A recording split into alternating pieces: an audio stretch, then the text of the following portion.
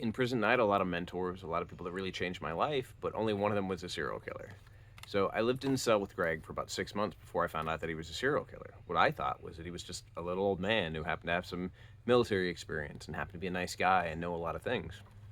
So I was moved to the woodshop pod. I'd gotten a job where I was going to be working in the woodshop, and they tried to keep all those people together, just like they tried to keep all the kitchen people together, essentially to keep contraband in one place, though it never worked. So I moved to the woodshop pod, and the door popped, and this little old man was sitting there. And I was like, all right, great. Like, I'm going to a place where I'm going to have a job, I'm going to be out of the cell, and then I'm going to have a guy who's going to be back, and he's going to be quiet, and he's going to be decent to live with, because the worst thing they can do when you pop a cell is see a young guy. And I was a young guy saying that, but knew just how bad the young guys could be with the noise and the craziness and everything else. So I was in there with Greg. You know, we talked. We went over a couple things. You know, we watched Jeopardy together. Like he actually showed me some stuff at work. He worked in quality control, and I started off working in roughwood, which was basically bringing in the fresh timber, cutting it down to where it was actually workable, planing it, you know, getting it ready for use. Um, and I was surprised because I said, you know, I really like this guy. I can get along with him. He teaches me something every day. Uh, he helped me a lot in kind of seeing the world in a different way. Because we would watch Jeopardy and he would give me a history lesson with everything. You know, I wouldn't know the answer and he would. He'd say, oh, by the way, this is how that happened, or this is what was going on in the world at that time, or these were the politics. So I really looked up to this guy. He had had a lot of life experience. He had been like an entrepreneurship consultant in Las Vegas. He had all this military experience. He had done some military contracting. Like, great. Um, so then I finally got to the point where I was like, I like this guy so much, and he doesn't get any mail, and he doesn't get any kind of interaction with the world. He didn't have phone calls. He didn't get visits. And I know he'd been stationed over in Japan, and my stepmother was over in Japan when she was a kid doing missionary work with my grandfather. So I said, hey, would you be willing to write this guy? Just, you know, just say hi, just, you know, build some kind of relationship, give him somebody to talk to. And she said, yeah, of course, no problem. And a couple weeks went by, and she came up to see me at visit, and she said, you know, Jesse, I gotta tell you something.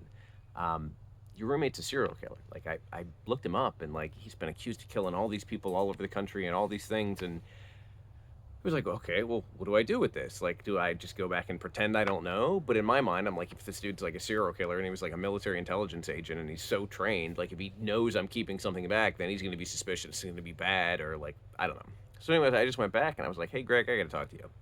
So, my stepmom looked into you and he just laughs and goes, ah, you did your homework, huh? And it was just terrifying because in that moment it was like I was talking to a different person. Like the person before then and even the person then after was somebody that I liked, somebody I could talk to, somebody I learned from. And he continued to be somebody that I learned from. Before I found out he was a serial killer, he showed me how to shave because I didn't know how to shave because I couldn't grow facial hair before I went to prison. He continued to give me his kind of philosophy and his ideas and talk about his time in Vietnam. And I think about the lessons that he taught and how big of an impact they had. He used to really love this quote that said, violence is the last resort of the inept. And I was at this place in prison where I was trying to avoid everything. I was trying not to fight. I'd already been in a couple of stupid fights. And he said, you know, people see this quote one of two ways. Either they see violence is the last resort, even of the stupid people, like it should never be used, or that violence is only used as a last resort by people who are inept, by people who are trying to keep the peace, but what they're actually doing is making it more dangerous. And he talks about how in Vietnam, he would always escalate, but not physically. So if somebody was getting out of line, if there was an issue, he would use a force of violence or a threat of violence or raising his voice as an act of violence. And that was his way of basically conveying someone that things were serious. And the only reason this worked was because of the other rule that he taught me, which is that you never raise your voice and you never curse. So that if you ever have to raise your voice or you ever curse, people know immediately that this is a special situation. People know immediately that something real is going on. And he talked about doing that in the field. He talked about even doing that in prison and how, you know, he's this little old man and he's quiet and whatever. But if he raises his voice at somebody or if he curses at somebody, they immediately know, like, okay, this is serious and on a different level. And they may not have perceived him as a threat, but I found out later that, yeah, he was definitely a threat. He was still actively a threat. And he influenced me by teaching me these things that seem really obvious and really basic, but only in retrospect. Because at that time, I didn't know. I had not sat down to think about the concept of violence or about preventative violence or about, you know, how to act in the world or how to keep boundaries with people. I was just a kid who couldn't shave, who didn't know what he was doing. And so he taught me a lot about that. He taught me about life. He taught me about who I wanted to be moving forward. And it sounds so strange to say that because we don't think of, you know, people being something horrible. Like this guy was a serial killer, therefore he was a horrible person.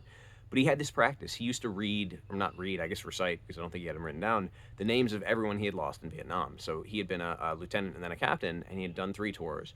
And as he said, you know, those were my boys that I lost, and I'm responsible for every one of them. And he said, that's what you need to remember. Like, everyone you're responsible for, you're responsible for. Like, if you're a boss, if you're a superior officer, whatever you are, you're responsible for the people under you. When I think about that, I mean, he was entirely genuine in this. Maybe he was deceiving me and I'm just wrong, but he seemed to really care. Like, to still recite these names, you know, 30, 40, 50 years later, um, is kind of inconceivable to us. It's like, how could we be in a position to be that caring and that connected, but at the same time so depraved as to be, you know, a killer of people outside of a war setting? And that was when I really understood that people are not just one thing. You know, we're not just something simple. We're not good. We're not bad. We're not, you know, black and white.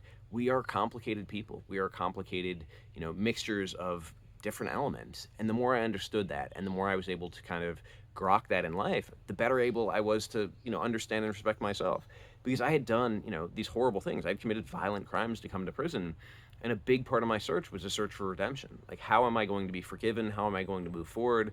And what I realized was I didn't have to be those crimes. I didn't have to just be the worst thing that I'd done. I could be the accumulation of my actions, which means I have some balancing to do. I have a good life that I have to live. I have some amends I have to make. I have to do things to make sure that I'm giving to the world rather than taking, but that those actions don't have to define me. And I never expected a serial killer to teach me that, or especially to teach me that without intending to, but it made me realize that even the worst person can make a contribution to the world. And even the best person can do something absolutely horrible.